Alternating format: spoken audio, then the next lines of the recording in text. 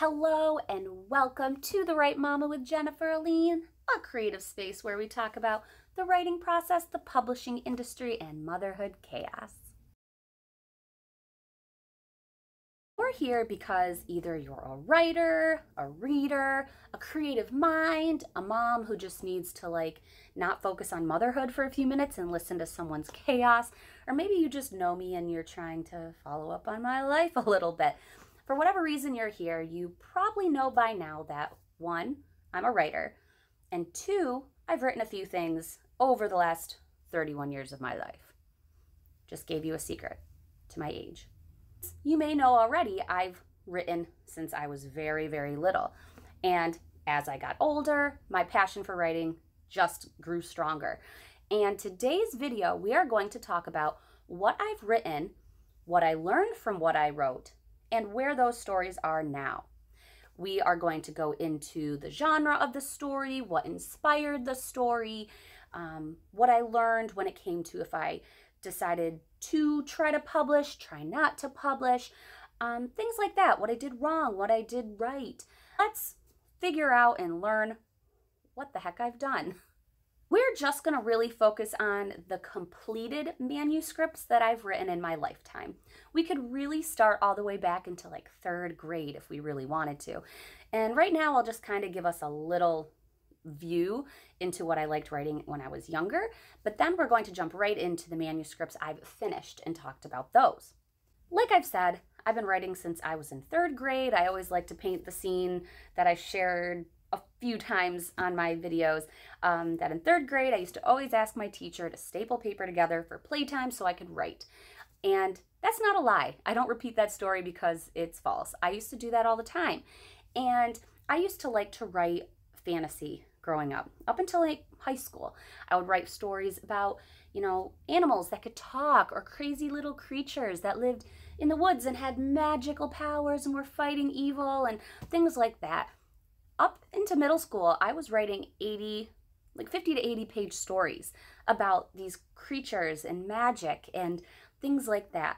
I liked writing about dragons, and fantasy was something I've always loved, and I still love to read.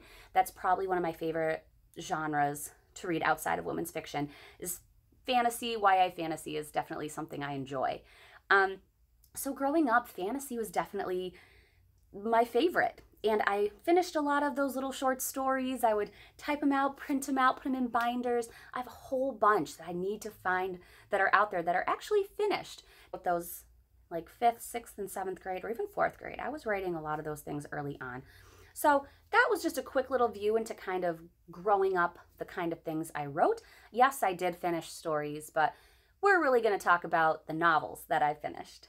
I started really writing my first novel my senior year of high school.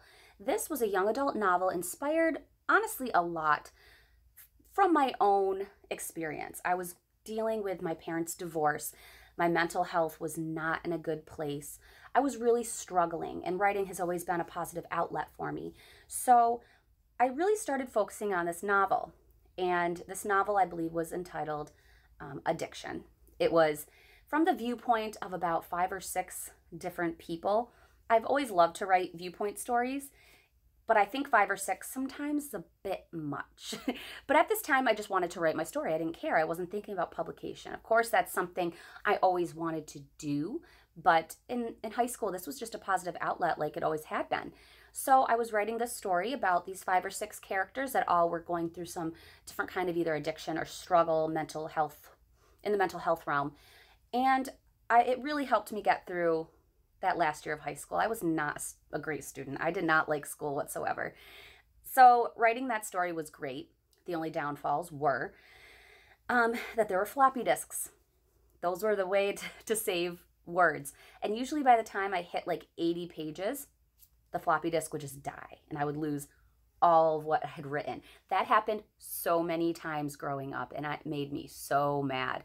So I do think it was near the end of my senior year where finally jump drives came out and I was able to save more than 80 pages. So I really do think that saved me. The jump drive saved me because I was able to not have a huge breakdown every 80 pages, and I was able to actually finish a novel. That book was probably around 200 something pages. And I finished it my first semester at community college. And I remember just finishing it and being so proud. I had actually written a whole novel. I was just so glad that it happened. So after I wrote that book, of course, I'm like, okay, I have other story ideas. Should I jump on those? Should I look at publication? Should I like just start to learn about it? I actually, that year in 2007, the next year, went to Book Expo America. And I learned a lot at Book Expo. I was not there for the pitch slam, which was actually in the afternoon. I did learn about it, and I learned about query letters. That was the year I learned about querying agents. I learned about, making sure you clean up your manuscript. I learned about the synopsis. I learned about all those things that I had no clue were even part of the publication process. 2007 and this first novel really opened my eyes to that. I learned a ton from this first novel when it came to how the heck to get your book published in this crazy industry. And I give my first novel and completing that first novel the credit for that. If I hadn't written that book and gotten it saved on the jump drive, I would not have gone to Book Expo. I would not have learned about querying agents and self-publishing and, independent presses. I wouldn't have really gotten that knowledge. What I did wrong, if I have to look at what I did wrong, was probably give it too many points of view. I know that a lot of agents, especially when it comes to traditional publishing, prefer, 2 to 3, if, max for point of views, because it can get a little confusing. It definitely was confusing looking back at that story, just all the different points of view, jumping. Yes, they are all connected in some way, but it was a lot. Also, I love first person, and I wrote it in first person. So I probably wouldn't have stopped the first person. However, I would have cut down the characters, made some side characters, or kept them for another story or something like that. So that's kind of what I learned also at that conference, was that a lot of agents prefer not that many main characters because it does get a little confusing. But I did learn, on top of, the publishing information, I learned that I really do like first person, that I really like multiple points of view, and that I like writing about struggles, mental health struggles, things that other people can relate to. Brings me to the next book that we're going to talk about. Of course, between like 2007 and 2000, whenever this one was finished, 2009, 2010, I started and stopped many books. I was in college at this time, and I was writing for the newspaper. I was the opinion editor. I was living that college life. I was getting out of the really deep mental illness struggles, those struggles that I was dealing with. I was getting my way out of there and kind of finding out who I was. But when I decided to really focus on a new story, when a new story came into my brain, it was the first semester when I transferred to a different college. And this is when I started writing another young adult novel. This book was called Noon. And as I've said it in I forget which one it was, another video, I mentioned that when I was writing this book, I was actually sending it to my roommate because she really wanted to read what I was writing. And as I was writing, she was reading. So I would be typing at my computer, and my roommate would be in her bed reading my story and commenting and being like, oh my gosh, why did you do this? Or, oh, I love this character. Or she'd be crying, and it would make me feel really good because somebody was actually reading my work and enjoying it. And she would catch up to where I was when I was writing this book and ask for more. And that made me feel really good. So I finished writing Noon I finished writing Noon sometime between 2009 and 2011. So probably in 2010, I finished really writing that. And I edited it. I went through it a whole bunch of times. My roommate also went through it and kind of gave me feedback. And I decided that since I had some knowledge of, sending queries and the publishing industry and things like that, let's try it out. So I wrote my first query letter, and I probably didn't do a great job at it. I also remember sending it to a lot of literary agents and copying and pasting all of their emails and CCing them all in. This is the wrong way to do it. And I know that now. And I look back and I'm like, no wonder I never got an agent who wanted this book. So I would put all their, just send a very general query letter. You don't want to do that. That's one wrong thing I did, is you want to personalize your query letter to the agent or editor you're sending it to. So I would send the same email to all these, and I never got responses back. That's why. I did get interest in this book, though, when I queried it. And there were 2 or 3 agents that requested the entire manuscript. One of them was very interested and wanted me to change the point of view. Noon was a young adult novel from the point of view of 3 different teenagers, and they were all in the hospital for a different reason. That was kind of the story behind the novel. And they thought, as many agents do and professionals, that third person would be better and more understandable for the reader. So, even though I love first person, I decided to say, yes, if you really like my novel, I will go back and edit it and make it third person. That takes a very long time to do. I went through, it took a couple months to go through and really change all the first person words and descriptors to third person. And then I resent the manuscript and said, I'm excited to hear your feedback. And they didn't want it. After all that work, they did not want it. So I was really sad. So from there, I talked to one of my professors, who was a communications professor, and he'd gotten things published in many places. And I said, I want my book to get out there. I haven't had much luck with literary agents, but I want this story, because I really love it, to get out there. And at the time, ebooks were big. Nooks and Kindles were huge. And he said, why not self-publish on Nook and Kindle? And I said, okay, that's cool, but I kind of want like a physical copy too. And he said, Amazon also does that. So I thought, cool, let me look into it. So I looked into Nook, I looked into Kindle, I looked into Amazon. And I decided, okay, I will self-publish. I'll self-publish this book. I'll market it. I'll speak to schools. I'll do my best to make this happen. And during this time, I graduated college. I was starting to work my first full-time job. I got a puppy, I got an apartment. So there were a lot of other things going, but I always wanted to get a book out. So the fall of 2012, I decided to self-publish through Kindle and Nook, as well as Amazon. And I got Noon out. However, I'm going to go into what I learned from doing this. If you look at this, this is a cover that is just on Amazon.com. It's not a personalized cover with, the picture. Yes, I got this picture done. It's a photograph that somebody I know took, which it was a perfect photograph. I was really happy with this picture, but I did not get a professional cover artist. I just took one of the layouts that was on Amazon.com and put the picture on, put my name, put the title. I really should have reached out to a cover artist. I should have gotten somebody to actually do the inside of the book. It's not very professionally done. Even my dedication page to my brother, there's nothing on the inside that's saying, who published it, who worked on it, things like that. The chapter just kind of starts at the top. There were a lot of things that now that I know more about the industry, I would have done differently. I would have gotten more editors for this book. My stepsister, who has an English degree, went through it a couple times. She was my editor. That's who did it. I did not get beta readers. I did not get critique partners. And I should have. I should have reached out and gotten more editorial support before I got this book out. I also should have marketed my butt off. I should have built my platform. I should have really made a huge countdown for the date that it was released. I should have had a launch party. These are all things I've learned now that I should have done when it came to self-publishing, because even though I make money off of each book, and it's not a lot of money I make off each book, when you're self-publishing, you have full control. I should have done a lot more when it came to marketing.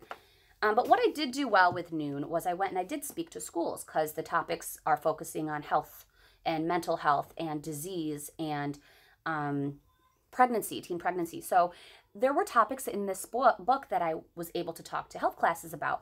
I went and talked to many schools, which was amazing. It's my favorite. I love doing that.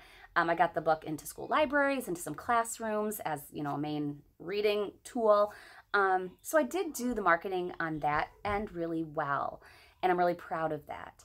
But there are a lot of things about Noon that now I know I should have done differently, and that is the answer to the question, Why did I take Noon off most shelves? Honestly, if you search for it, you'll find it. However, I did unpublish it this fall, right after the conference. And my girls are coming upstairs. Gosh. Well, since my girls are coming up the stairs right now and I need to go bring them back to their dad, who likes this shirt? Who remembers Bunnicula? I think my girls are back downstairs with their dad. So what I was saying is I did market quite well for Noon. However, the reason I did take it off the shelves was because I don't think editorially, like from an editor's standpoint and a professional standpoint, that I launched it correctly. I also think that there are definitely errors. There are definitely errors in here. I'm always too wordy when it comes to my books. There's a lot of imagery that can be taken out. There's too much. I've also heard great things from people about the story. They love it. There's great reviews, and I love this story. So I do think sometime in the next 10, 20, 30 years, when I have time, I'm going to republish it, clean it up, get it back out there. But for now, I did take it off the shelves for those reasons. Moving forward, away from Noon, and after I did speak to schools, you know, got it published, I kind of let it sit for a while, and I stopped other stories until, you know, I realized once I got into the adult world of living in my apartment and working full-time and things like that, that I really enjoyed the topics in the women's fiction realm. I was living it. I was living that independent life of a 20-something, you know, just living. And then I started writing my first women's fiction book, and I called that 20-something. And it was about 3 different 20-somethings who, you know, are going through the chaos of what is adulthood after college. And it was a great story. It was an awesome story. I loved the characters. I loved the storyline. It was really unique. I liked the story a lot. So I wrote it. I decided, yes, I want to be published. I'm at the time like 24, 25, and I want to get it out there. 25 or 26, maybe I was. I don't know. So I went through it. I edited it myself a bunch of times, wrote a query letter, decided to start pitching it or sending it out to agents. I did not get beta readers. I did not get critique partners. These are things I should have done. I should have gotten a content editor. I should have spent some money on that. I should have gotten a copy editor. These are things that, looking back, I wish I had done that I did not do. But I did send to some agents. It was also with this story that I decided to go to the Writer's Digest conference in 2016 and pitch it at the Pitch Slam. This was my first ever experience with a Pitch Slam. And I have gone through some of this in previous videos, and I did pretty well at the Pitch Slam with this story. And there were a bunch of agents that wanted it. I sent it out. Some of them wanted more. I sent more. But in the end, nothing really came of it. So I got some great feedback from these agents. They wrote genuine commentary when it came to why they weren't going to take my story. And they all loved one character, one main character. So I decided to keep the women's fiction realm going, keep that character, and change things around and try rewriting the story, but keep that character. That happened. I started writing that story in 2018. My girls were born in 2017, so, you know, my writing, when it came to personal writing, kind of took a hiatus in 2017. I did some freelance writing. I was trying to make a few dollars. I got some reading done. I didn't really do much writing when it came to my writing. So in 2018, I said, I remember that idea from, you know, 20-something, and I'm going to change it around, keeping one character. So I started writing my 4th book, my 2nd women's fiction novel, keeping that one character and bringing 2 very relevant, very new, edgy characters into the story, very relatable characters.